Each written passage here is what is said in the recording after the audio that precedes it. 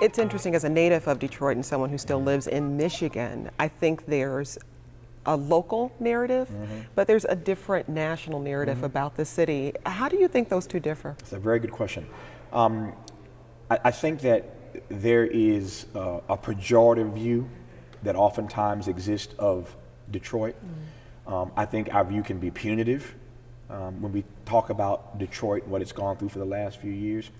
And yet, on the flip side, I think that most Americans, whether they know it or not, have a cosmic connection to this city. And I say cosmic because you might not even know that you're connected to the city through the music that this city has produced. Motown, Aretha, Anita, and Eminem, and Kim, and Big Sean, whatever genre you like, Detroit has given it to the world. Right. So we're connected to the city through the music, through the art, through the sports legends. And the certainly cars. through the cars. I was coming to that, the cars we drive. Yeah. So we all have a connection to this city. So I think that a lot of people may be looking at the city punitively and pejoratively, but there are a lot of other Americans, and I would argue more Americans, who are pulling for this city to see this comeback happen. When you think about the punitive narrative, what is that rooted in? Honestly, Yeah. race. Okay. We look at Detroit, it's a chocolate city.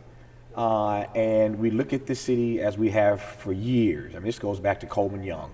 We have looked at this city for so many years as a race city. Yeah. And part of that narrative I accept. I mean, Detroit is the black Mecca. I mean, this, as far as I'm concerned, it's the black Mecca. It's a black Renaissance center. It's given America some of the greatest Americans that we know and celebrate have come out of this great city in every field of human endeavor.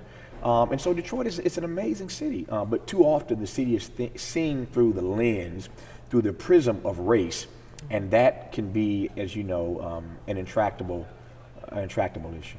Don't miss American Black Journal, Sundays at 12:30 p.m.